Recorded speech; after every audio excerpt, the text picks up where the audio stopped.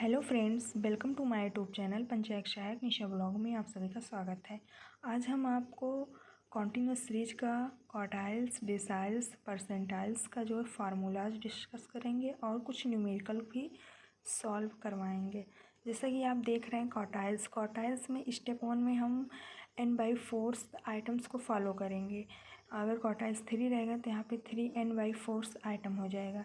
4 से ये होता है कि जो क्वार्टाइल्स होता है ये 4 इक्वल पार्ट्स को डिवाइड करता है, और इस डेसाइल्स जो होता है ये 10 इक्वल पार्ट्स को डिवाइड करता है। तो स्टेप 1 में n/10 हो जाएगा। अगर ये 9 रहेगा तो 9n/10 होता है। ये सिर्फ 1 से 9 तक ही रहता है, इसके अंदर ही इसको हम वैल्यू निकाल सकते हैं। अगर यहाँ D8 होता, डेसाइल 8, तो यहाँ 8 9/10 हो जाता है आइटम्स। अब इसके बाद परसेंटाइल्स जो होता है ये 100 इक्वल पार्ट्स को जो है डिवाइड करता है। तो इसमें हो जाएगा P1 के लिए n/100 आइटम्स और P9 के लिए 99 n/10 100 आइटम्स। अगर यहाँ पे P50 निकालना रहता 50 n/100 आइटम्स हो जाता। अगर इस P1 से लेके P99 के बीच में जो भी वैल्यू निकालना रहेगा यहाँ पे लिख के उसको n से इंटू करके 100 कर देंगे। अब फार्मूलाज यूज करेंगे कॉन्टिन्यूस सीरीज का स्टेप 2 में। अगर क्वार्टाइल्स रहेगा तो Q1 जो हो जाएगा वो L1 + n/4 - CF/F × H हो जाएगा। Q3 के लिए यहाँ पे 3n/4 हो गया। अब इसके बाद डेसाइल्स के लिए D1 के लिए L1 + n/10 - CF/F × H हो जाएगा, क्योंकि ये डेसाइल जो होता है ये 100 इक्वल पार्ट्स को जो है डिवाइड करता है। तो इसका D1 और जो हो जाएगा स्टेप 2 में L1 + n/10 - CF/F × H, और D9 हो जाएगा L1 + n/10 - CF/F × C या H। तो अगर यहाँ D5 होता तो L1 + 5n/10 - CF/F × H हो जाता। अब इसके बाद परसेंटाइल्स जो होता है ये 100 इक्वल पार्ट्स को डिवाइड करता है। तो ये स्टेप 2 में ये फार्मूलाज को हम फॉलो करेंगे। तो L1 + n/100 - CF/F × H, और P99 के लिए L1 + 99 n/100 - CF/F × H।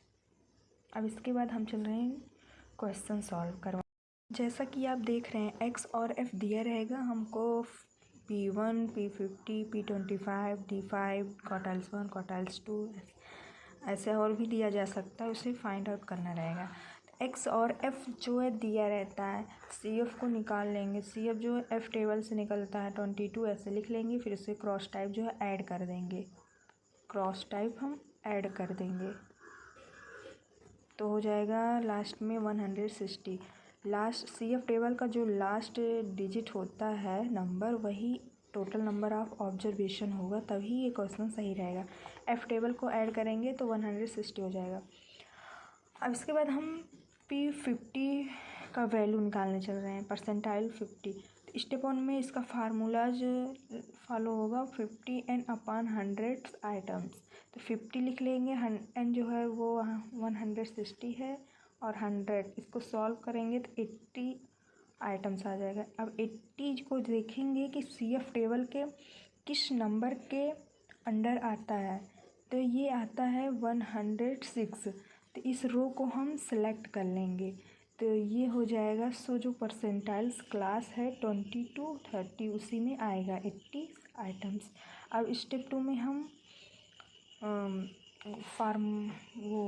ये फार्मूला लगे स्टेप 2 में, L + 50 n/100 - CF/F × H। तो ये हो जाएगा L। ये रो हम सेलेक्ट किए हैं 80 आइटम्स के लिए, तो इसमें हो जाएगा, ये हो जाएगा L, ये हो जाएगा F, ये हो जाएगा, इसके जस्ट ऊपर CF होता है। तो इस स्टेप 2 में वैल्यू को पुटअप कर देंगे। तो L हो गया 20 और 50n/100 का वैल्यू है 80, CF का वैल्यू है 60 और F का वैल्यू है 46 और H जो है ये क्लास इंटरवल है, इसका स्पेस है 10 का, तो हो जाएगा 10। अब इसे सॉल्व करेंगे तो हो जाएगा P50 का वैल्यू 24.34। अब इसके बाद हम निकालने चल रहे हैं P25 का वैल्यू। P25 का वैल्यू निकालने के लिए पहले स्टेप में फार्मूला यूज करेंगे P25n/100 आइटम्स, तो 25 हो जाएगा, n का वैल्यू तो 160 है, अपॉन 100 हो जाएगा आइटम्स। अब इसे सॉल्व करेंगे तो 40 आइटम्स आ जाएगा।